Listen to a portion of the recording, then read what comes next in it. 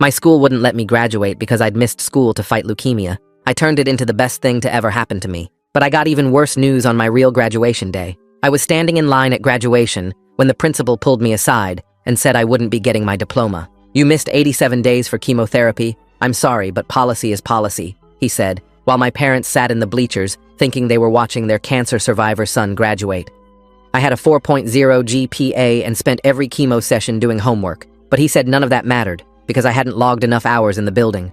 I'd have to repeat senior year just to make up attendance days I'd missed getting poison pumped into my veins. I spent the summer watching my friends leave for college while I prepared to sit in the same classrooms with kids a year younger than me. My oncologist wrote a letter to the school board explaining that missing school for cancer treatment shouldn't count as truancy, but they voted 7-0 to uphold the decision. The superintendent said making exceptions would set a dangerous precedent, even for dying children. My mom cried every morning dropping me off at the building where everyone knew I was the kid who beat cancer, but couldn't beat the attendance policy. Teachers looked at me with pity while I sat through lessons I'd already mastered. The worst part was seeing my empty chair at college orientation photos my friends posted. Then Elizabeth transferred in from another state and sat next to me in creative writing without knowing anything about my situation. She just saw me writing in my notebook during lunch instead of eating and asked if she could read it. I'd been documenting everything from the diagnosis to the chemo to the school treating me like a criminal for surviving. "This is insane," she said, reading about how they made me repeat senior year for staying alive. "You need to turn this into a book because people need to know this happens." She started eating lunch with me every day and helped me organize my notes into chapters about radiation burns and attendance sheets. We spent afternoons in the library with her typing while I talked about throwing up between classes and still maintaining perfect grades that meant nothing. She never treated me like a victim, and that's why I started falling for her while she turned my pain into paragraphs. Elizabeth's dad worked in publishing, and she sent him my manuscript without telling me. 3 weeks later, he called, saying he wanted to publish it and thought it could help change policies nationwide. The book came out in February, and suddenly reporters were calling the school, asking why they punished a cancer patient for getting treatment. The principal held an emergency assembly telling students not to talk to media about internal school matters, but someone leaked the video of him announcing my failure to graduate. My story went viral, and other kids started sharing how the school failed them during medical crises. Parents flooded board meetings with printed chapters from my book, demanding explanations. The superintendent went on local news claiming I was exaggerating, and that the school had always been supportive, while my chemo port scar was literally visible on my neck. By April, the book hit the New York Times bestseller list, and I was getting invited to speak at education conferences about antiquated attendance policies that kill kids. Colleges that had rejected me because I was still technically in high school started calling with full scholarship offers and apologies. The school board held emergency meetings trying to do damage control, while parents demanded answers about their inflexible policies that valued seats filled over lives saved. I did an interview on national television where I thanked Elizabeth for believing my story mattered and showed the rejection letters from the school board dismissing my cancer as an excuse. The host cried on air reading the chapter about missing prom for chemo, while the school marked me absent and failed me in physical education. Graduation day came again, and this time I had a real diploma waiting, but also a book tour starting the next day at cancer centers across the country. The principal had to hand me my diploma in front of 800 people who'd all read about what he did to a dying child. His hands shook as he was forced to smile for the photo, while knowing everyone saw him as the villain in a best-selling book about educational cruelty. Elizabeth was valedictorian and used her entire speech to talk about how institutions fail vulnerable students and mentioned me by name 5 times. The crowd gave me a standing ovation when I walked across the stage, while the school board members sat frozen in their seats. After the ceremony, I was taking pictures with Elizabeth and my parents when the headache hit me so hard I dropped to my knees. The same headache I'd been hiding for weeks because I couldn't miss any more school.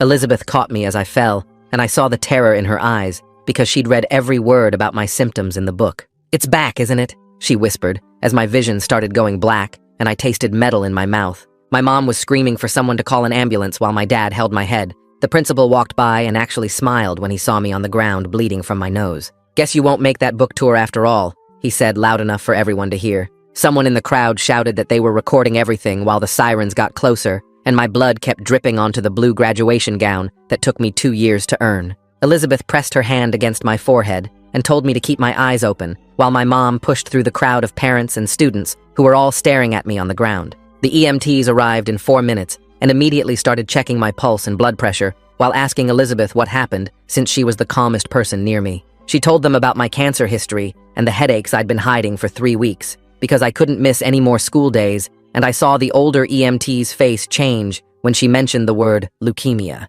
They got me onto the stretcher while my dad grabbed my diploma from where it had fallen, and my mom kept saying everything would be fine, even though her voice was shaking. The principal stood 20 feet away, watching with his arms crossed, like he was waiting for us to clear out, so graduation could continue. Elizabeth climbed into the ambulance with me, and when the EMT said only family could ride along, she just said she was family and sat down next to me. The younger EMT started an IV, while the older one asked about my medications and treatment dates, and Elizabeth rattled off every single drug name and dosage from memory because she'd been helping me organize my medical records for the book. She mentioned the ceterabine and the daunorubicin and the dates of my last scans and how I'd been getting headaches that made me throw up, but kept going to the school anyway. My parents followed in their car while the ambulance rushed through red lights with the siren blaring, and Elizabeth holding my hand so tight I could feel her pulse racing. The ER was ready for us when we arrived, and they moved me straight to a trauma bay, where a doctor who looked younger than my dad started ordering tests. He wanted a CT scan first, and then an MRI,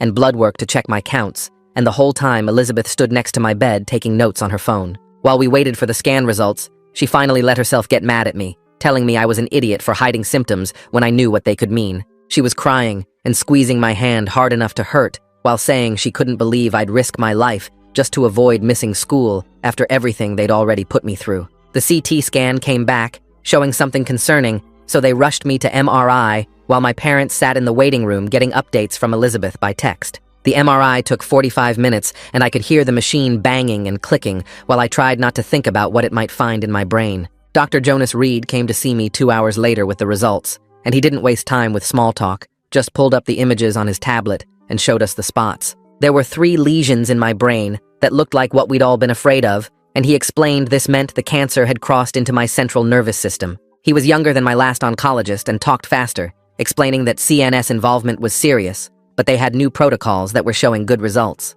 Jonas started me on high-dose steroids right away to reduce the swelling in my brain while we waited for more detailed pathology results. My parents asked him 20 questions about survival rates and treatment options, while Elizabeth typed everything into her phone so we wouldn't forget anything important. The steroids made me feel wired and sick at the same time, and I kept thinking about the principal's comment about missing the book tour, while nurses came in every hour to check my vitals. That night, my phone started buzzing nonstop with notifications, and Elizabeth showed me that someone had posted the video of the principal's comment online. Parents from the coalition who'd been fighting for policy changes were furious and sharing it everywhere, and someone had already started a petition calling for him to be fired. The video had 8,000 views by midnight, and people were tagging news stations and education reporters in the comments. I was too tired and scared to care about revenge right now, just wanted to know if the treatment would work this time. The next morning, Jonas's wife, Melissa, came to my room carrying a folder and introduced herself as someone who ran a foundation for young cancer patients. She'd heard about my story from her husband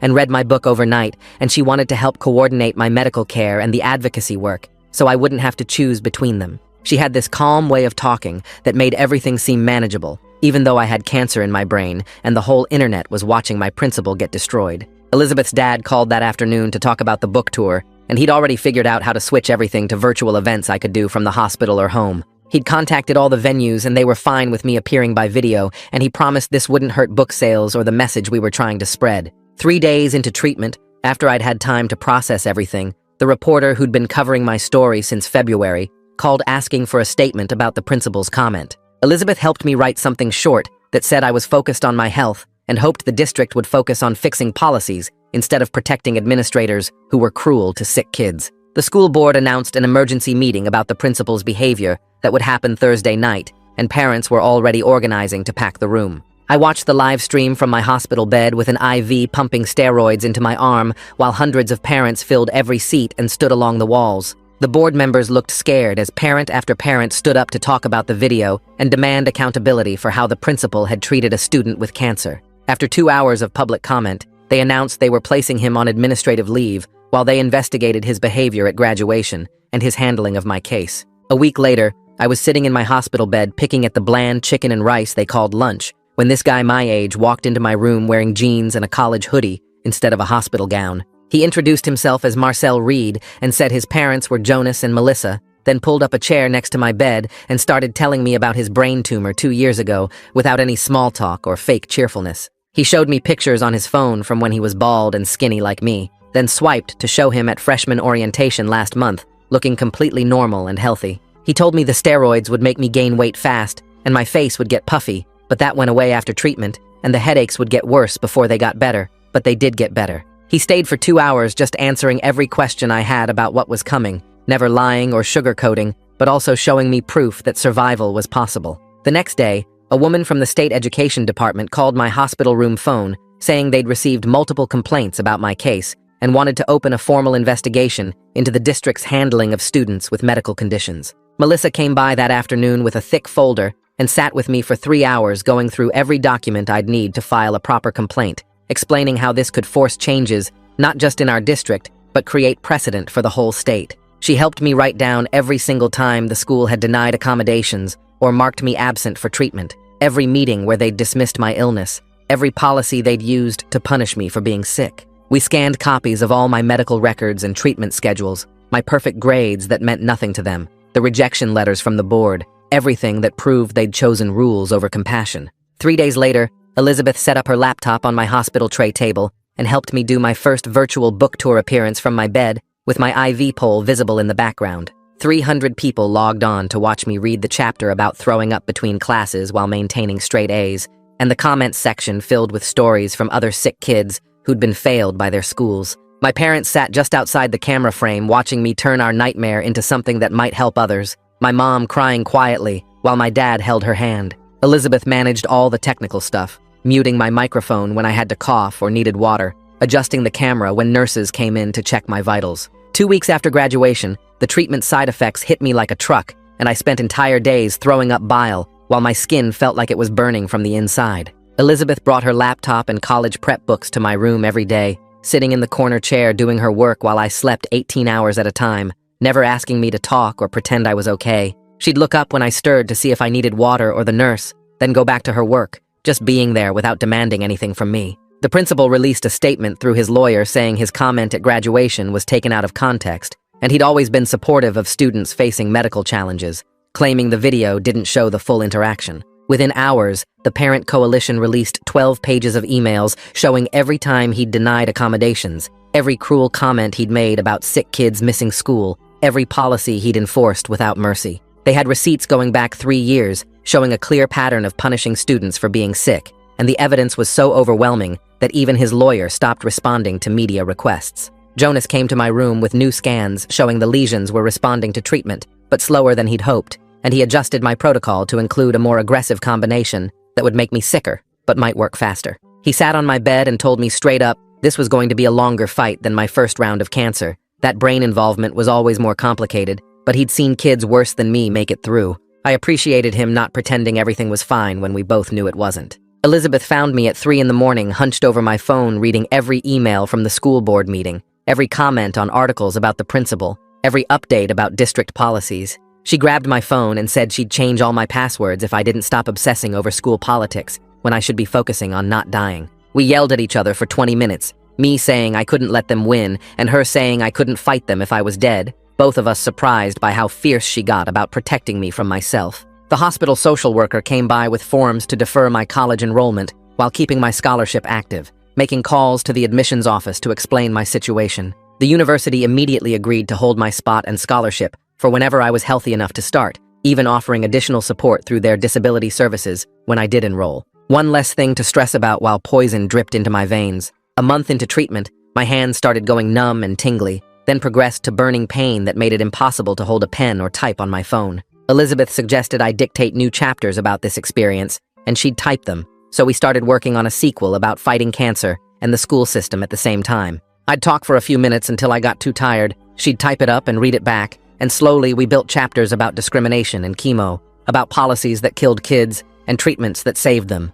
Then, the superintendent announced his retirement at a hastily called press conference, claiming it had been planned for months, though everyone knew the book controversy and federal investigation had forced him out. His replacement was a woman whose own daughter had a chronic illness and had fought similar battles with her previous district, which felt like proof that our suffering might actually lead to real change. The parent coalition celebrated quietly, knowing one victory didn't mean the war was over, but grateful that someone who understood medical struggles would be making decisions. Marcel showed up at my hospital room 2 days later with his laptop and a smile that didn't look forced. Jonas had told him about me, and he wanted to help connect me with other young cancer patients who were fighting similar battles. He opened his laptop and showed me a private Discord server where about 30 kids our age shared everything from chemo schedules to advocacy wins. I watched him type my introduction while explaining how the group met twice a week on video calls. The first meeting I joined from my hospital bed had kids from 12 states all dealing with cancer while trying to graduate or start college. One girl was fighting her school district in Texas over the same attendance issues I'd faced. A guy from Oregon was testifying before his state legislature about insurance coverage for experimental treatments. They all knew my book and started sharing their own stories about schools and hospitals failing them. Marcel moderated the meetings with this calm energy that made everyone feel heard. We spent an hour that first night just talking about the weird stuff nobody else understood, like how chemo makes everything taste like pennies, or how people stare at your port scar. The group became my lifeline over the next weeks as treatment got harder. 6 weeks after graduation, I was back in the MRI machine, trying not to think about what they might find. Jonas pulled up the scans on his computer screen and pointed to the spots that hadn't changed size. He said the lesions stopping their growth was actually good news for central nervous system involvement. Most people expected immediate shrinking, but stability meant the treatment was working. Elizabeth squeezed my hand while Jonas explained we'd continue the current protocol for another month before reassessing. My parents asked about trying different medications, but Jonas said changing course now could undo the progress. The school board meeting happened that same week, and I watched from my hospital bed on Elizabeth's laptop. Parents packed the room holding copies of my book and signs demanding policy changes. The new superintendent presented a complete revision of the attendance policy that would create automatic exemptions for medical treatment. They voted 7-0 to approve it, and even named the new policy after me. Watching them vote for something that would have saved me a year of my life felt surreal. Elizabeth was holding my hand when the acceptance letter from the local state college arrived. She'd applied to 5 schools, including 2 Ivy League ones that wanted her based on her perfect grades and valedictorian status. But she chose the school 20 minutes from the hospital where I was getting treatment. She claimed their education program was exactly what she wanted, but I knew she was lying. The other schools had offered full rides and better programs, but she wanted to stay close. I didn't know how to process someone giving up their dreams for me. Elizabeth's dad called the next morning about the book getting picked up for translation. Publishers in Germany, Japan, and Spain wanted to bring the story to their countries where similar fights were happening. The contracts meant more money than I'd ever imagined, and Elizabeth's dad suggested using it to help other families. We'd already gotten letters from parents whose kids were facing the same attendance battles. Within a week, we'd set up a fund that had already helped 3 families pay for lawyers. 2 months into treatment, I woke up one morning and actually felt hungry for the first time in weeks.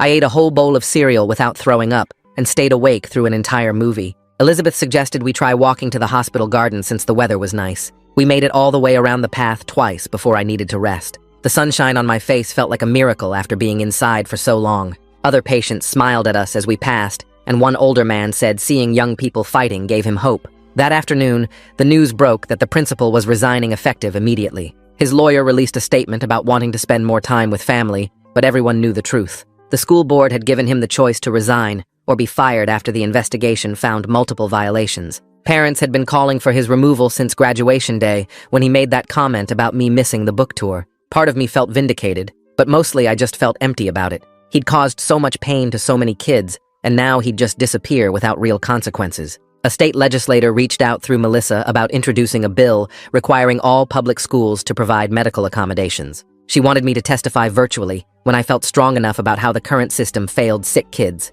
Melissa helped me write testimony that balanced my personal story with hard data about dropout rates for chronically ill students. We practiced over video calls with me reading from my bed while Melissa gave feedback. The bill had 17 co-sponsors before we even announced it publicly. My hair started falling out again 3 weeks later, and this time it hit differently. The first time I had hope it would grow back normally, but now I knew what was coming. Clumps came out in the shower and I found strands all over my pillow each morning. Elizabeth noticed me wearing a hat indoors and asked if it was happening again. I nodded, and she left without saying anything. She came back an hour later with her head completely shaved and a nervous smile. She'd gone to a barber shop and told them to take it all off in solidarity. I cried for the first time since the diagnosis when I saw what she'd done for me.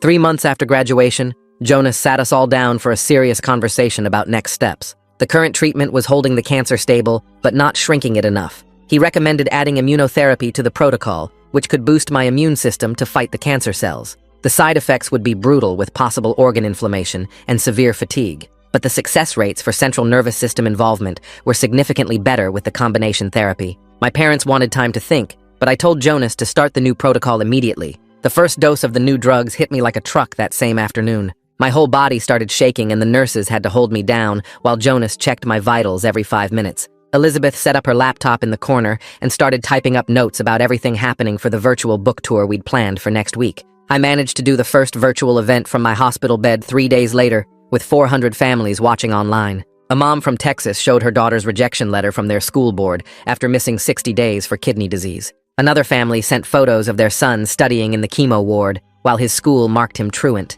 Each story that came in made me more determined to keep fighting both the cancer and the system. Elizabeth started posting updates on social media without asking me first. She wrote about watching me throw up 6 times in one night and still trying to edit book chapters between episodes. Her post about being 18 and spending Friday nights in the hospital waiting rooms instead of at parties got shared 20,000 times in 2 days. People started sending messages about their own families dealing with illness and how it affected everyone, not just the patient. The comments section became a support group for teenage caregivers who understood what she was going through. 2 weeks into the new treatment, my body completely rebelled. My temperature spiked to 104 and my liver numbers went crazy high. Jonas moved me to the ICU when I started having trouble breathing. My mom slept in the chair next to my bed while my dad took the night shifts. Elizabeth basically lived in the family waiting room, only going home to shower and grab clean clothes. The ICU nurses let her sneak in during quiet hours to read me updates from the book tour venues we were missing. After 5 days of touch and go,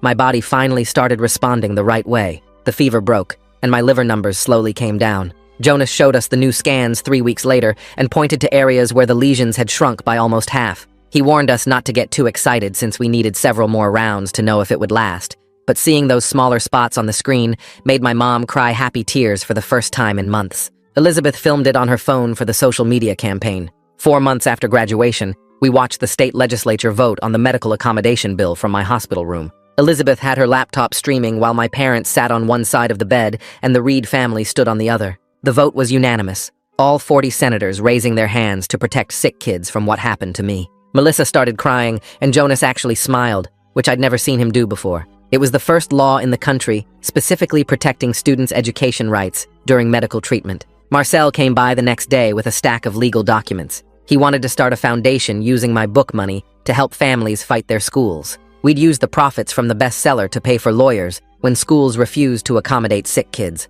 Within a week of announcing it online, we got over $300,000 in donations from readers who wanted to help. The principal who'd been so cruel had accidentally funded a whole movement for justice. My brain started working better after the 4th treatment cycle. I could focus for more than 10 minutes without getting confused. Elizabeth brought her laptop every afternoon, and we started writing the sequel together. She'd type while I talked about how one kid's suffering turned into laws that protected thousands. We documented everything from the graduation collapse to the bill passing, showing how change happens when people refuse to accept cruelty as policy. The new superintendent visited us at the hospital to apologize personally. She'd replaced the guy who retired after my book came out. She promised to make our district a model for medical accommodations and started requiring all administrators to take compassion training. She brought a folder showing the new policies they'd implemented, including automatic exemptions for any student with documented medical needs. Real change was finally happening at the school that had failed me so badly. 5 months after that awful graduation day, Jonas walked into my room with the biggest smile I'd ever seen on his face.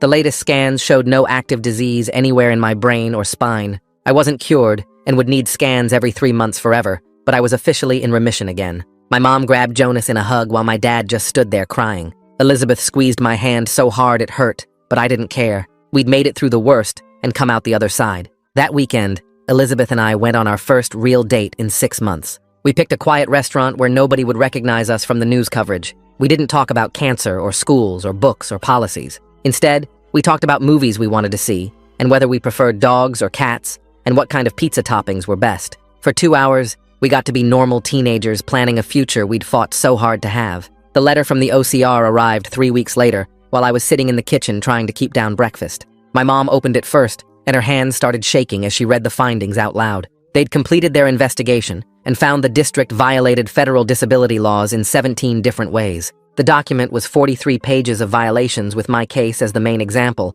but also listing dozens of other kids they'd failed. They mandated comprehensive reforms, including new training for all administrators and regular audits for the next 5 years. The best part was that other families could use this finding as precedent in their own fights. My dad immediately forwarded it to every parent in our coalition, and within hours, it was all over social media. 2 months later, I did my first in-person appearance at a local bookstore since getting sick again. I was still weak and needed Elizabeth to drive me there, but I was determined to show up. The crowd packed the small store with families we'd helped standing in the back and board members who'd voted for the new policies sitting in front. Even 3 of the school board members who originally voted against me showed up and sat quietly in the corner. I read from the new chapters about fighting cancer while fighting the system and had to stop twice when people started crying. A mom whose daughter had lupus thanked me for giving them the courage to fight their district. 6 months after that terrible graduation day, I was finally stable enough to start planning for college. The university called to confirm my scholarship was still available and offered additional support through their Disability Services office. They assigned me a coordinator who would help manage any medical accommodations I needed. Elizabeth had gotten into a school just 20 minutes away, which meant we could see each other on weekends. We spent an afternoon looking at dorm rooms online and picking out sheets that wouldn't remind me of hospital beds. The news about the principal came while I was at a follow-up appointment with Jonas. My phone started blowing up with texts from parents in our coalition. He'd been charged with violation of civil rights based on the pattern of discrimination the investigation uncovered. It wasn't just me, but 12 other students with medical conditions he'd denied accommodations over the years. His former supporters on the school board suddenly claimed they'd always had concerns about his methods. The local paper ran a front-page story with quotes from families he'd hurt. Melissa called that afternoon with an idea about using the book money to help other families. We set up a scholarship fund specifically for students who missed significant school for medical treatment. The application was simple and focused on financial need rather than grades, since we knew how hard it was to maintain perfect scores while fighting for your life. Within a month, we had enough donations to fund 5 students. The first recipient was a sophomore with Crohn's disease who'd been facing the same attendance problems until our policy changes went through. Her mom cried when we called with the news. My final treatment cycle happened on a Tuesday morning in November. Jonas came in personally to disconnect the IV for the last time. He explained I'd need scans every 3 months for 2 years, then every 6 months after that, but the immediate danger had passed. My parents brought a cake to the infusion center, and the nurses all signed a card. The relief felt almost as overwhelming as when I first got diagnosed. Elizabeth picked me up, and we drove straight to her house where she'd set up a workspace for us to finish the sequel. We spent the next week writing the final chapters about how one kid's suffering turned into laws protecting thousands. We dedicated it to Marcel and all the young advocates fighting from the hospital beds for basic dignity. Her dad's publisher fast-tracked it for spring release, knowing the momentum from the first book would help sales. The district announced their new buddy system right before winter break. Students with chronic illnesses would get paired with academic support partners who'd help them keep up with work during absences. They based it on what Elizabeth had done for me naturally, but now formalized it into an actual program. The superintendent asked Elizabeth to help train the first group of mentors. She spent 2 days teaching them how to support without pitying and how to advocate without overstepping. I watched from the back of the room as she explained that sick kids needed friends, not saviors. The emails from other states started coming in January. 3 legislatures were considering bills based on ours and wanted advice on the language. Melissa and I spent a weekend creating a toolkit for families to use when fighting their districts. We included template letters and links to legal resources and contact information for disability rights organizations. We made it free to download, and within a week, it had been accessed over 10,000 times. As I packed for college that August, I realized I wasn't the same person who just wanted to graduate and disappear. The cancer and the cruelty had forced me to become an advocate whether I wanted it or not. My room was full of thank you letters from families we'd helped and newspaper clippings about policy changes. Elizabeth helped me pack everything into boxes while joking that we'd need a whole dorm room just for the advocacy materials. I couldn't imagine any other path now, even though I'd never chosen this one. The first award came in September while I was still getting used to dorm life. Elizabeth texted me a photo of the letter saying we'd won the Young Adult Social Justice Book Award with a $10,000 prize. I immediately called Marcel and told him we could use the money to start hiring real lawyers for families instead of just giving advice. We spent that whole weekend setting up the foundation's bank account and filing the paperwork to make it official. More awards followed through the fall, with each one bringing more attention and more families reaching out for help. Elizabeth and I started apartment hunting in October since living in separate dorms 20 minutes apart wasn't working. We looked at 12 places before finding a 2-bedroom near both our schools with enough space for my medical supplies and her growing collection of advocacy books. The landlord recognized me from a news interview and knocked $200 off the monthly rent, saying his nephew had cancer and understood what we were fighting for. My parents drove up to help us move in November, and my mom couldn't stop crying when she saw the medical organizer Elizabeth had already set up in the bathroom. The principal's trial dragged on through winter with delays and motions and legal stuff I didn't understand. Marcel kept me updated since his mom was tracking it closely for the foundation's work. The verdict finally came in February, with the judge stripping his teaching license permanently and ordering him to pay $75,000 in damages. I signed the check over to the foundation that same day, and Marcel hired our first full-time lawyer who specialized in education law. My appointment with Jonas in March started like all the others, with blood work and waiting. He came in holding the scan results with the biggest smile I'd ever seen on his face.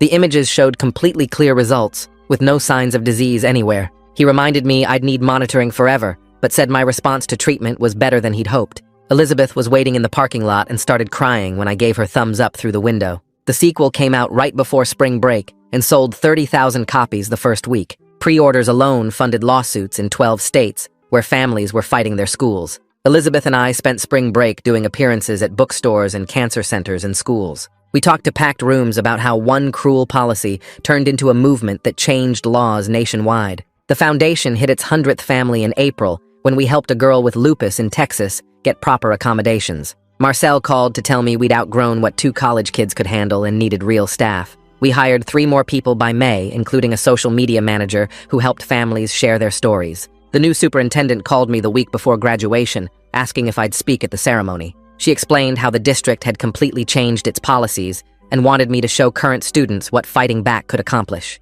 I said yes immediately, even though my hands shook thinking about standing at that same podium. Elizabeth helped me write the speech over 3 nights, making sure every word showed strength, not bitterness. The morning of graduation, I put on my suit and drove to the school I'd been forced to repeat. The parking lot was full, and I recognized reporters from the previous year's disaster. Elizabeth squeezed my hand as we walked through the same doors where I'd collapsed bleeding exactly 1 year ago. The new principal met us at the entrance and thanked me for coming back after everything. I sat on the stage looking out at 800 faces, including some board members who'd voted against me originally. When my turn came, I walked to the podium where I should have graduated the first time. I talked about cancer teaching me to fight, and the school's cruelty teaching me to fight harder. I explained how their refusal to accommodate my illness created laws protecting thousands of sick kids nationwide. I thanked Elizabeth for believing my story mattered when everyone else saw me as a problem. I thanked my parents for never giving up even when the system tried to break us. I talked about Marcel and the foundation and the 100 families we'd helped so far.